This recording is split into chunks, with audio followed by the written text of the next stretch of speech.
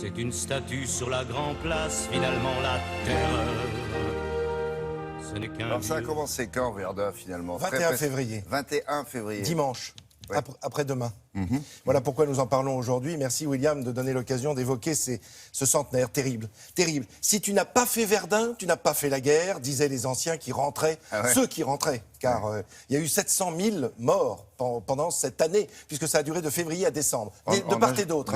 En ajoutant les... Absolument. Alors il y avait les des deux blessés, côtés. les disparus, il y a eu beaucoup de disparus, et puis évidemment les morts pendant la guerre. Ça commence ce 21 février par un bombardement terrible, terrible, voulu par les Allemands. Ils ont voulu assommer la résistance française, car il s'agissait de prendre la ville de Verdun, qui est un véritable verrou entre la France et l'Allemagne. Donc il était question de bombarder, mais pendant 8 à 9 heures, il y a eu 1 million de bombes qui ont été larguées pendant ces 8 heures pour essayer de faire céder les Français qui n'ont pas cédé, bien sûr, on l'a compris. Et pendant 1250 canons qui vont tirer pendant toutes ces heures. C'est le Kronprinz, le fils de Guillaume II, qui a décidé de cette attaque à cet endroit précis de Verdun. On se dit, ça va durer quelques semaines, mais non, ça va durer 10 mois jusqu'au 19 décembre de 1916. Voilà pourquoi cette bataille a tant marqué les esprits. Voilà pourquoi cette bataille a laissé tant de morts et tant de familles endeuillées partout en France. D'ailleurs, il suffit de se promener en France et de regarder les monuments aux morts. L'année 1916, c'est là où il y a le plus de noms inscrits. Donc, on est allé sur place il y a quelques heures, quelques jours, pour vous permettre de retrouver quelques-uns des éléments de cette bataille. Dites-vous bien que, voilà, nous sommes le 21 février 1916. Il fait un temps lourd. C'est une neige fondue qui tombe sur cette terre lourde.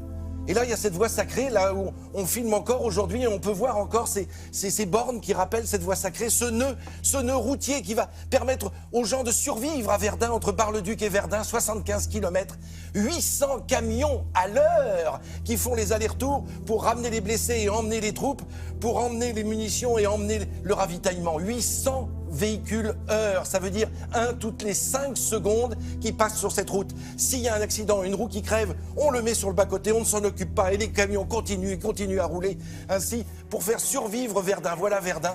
Verdun qui ce matin du 21 février, voit ce déluge de bombes. Alors là, on est dans la citadelle. Vous voyez, avec les casemates qui vont toujours par paire. Il y en a une à droite, une à gauche. On passe de l'une à l'autre en terrain découvert. Et sauf, quelquefois, on arrive à se cacher, évidemment.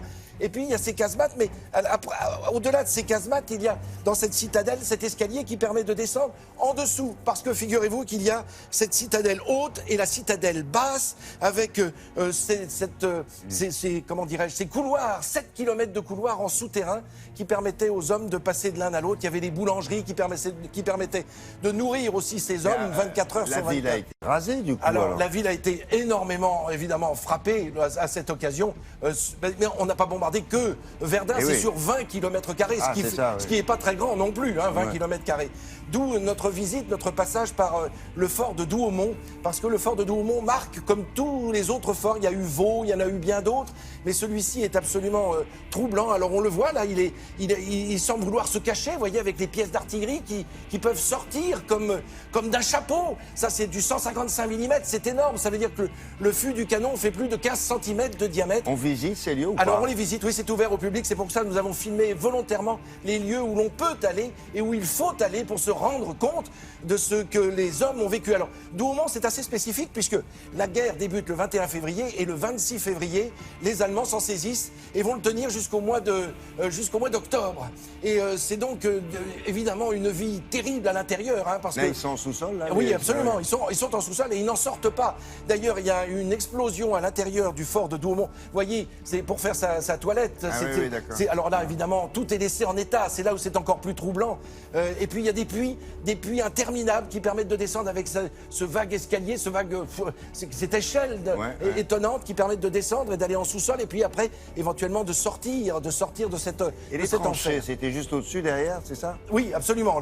Alors les tranchées, on ne pouvait plus passer Et voilà. de tranchée en tranchée. Vous avez raison, il y avait les communications qui ont tout de suite cédé avec ce bombardement du 21 février. Et Et puis, il y avait des coureurs qui permettaient de relier les uns aux autres. Là, nous sommes dans l'ossuaire de Douaumont. Alors, c'est juste à côté du fort. C'est un souvenir, évidemment, qui a été créé en 1920, avec ce cimetière, là, qui a 15 000 tombes. 15 000 tombes, et à l'intérieur de ces 15 000 tombes, plus de 16 000 hommes qui sont morts. Et puis, dans l'ossuaire, à l'intérieur de l'ossuaire, il y a 130 000 corps qui ont été rassemblés, dont on ne connaît pas les noms, mais ce sont les ossements qui sont évidemment rassemblés là. Et paraît-il, il resterait encore plus de 80 000 hommes à l'intérieur de cette terre qui respire le sang et qui respire encore le souvenir de cette bataille. Si vous voulez en il y a savoir 100 ans. plus, dimanche soir avec Marie Drucker, donc soirée spéciale Verdun, sur France 2 à partir de 20h55. Merci beaucoup. Merci, à tout à l'heure avec Béatrice Benoît-Gonin.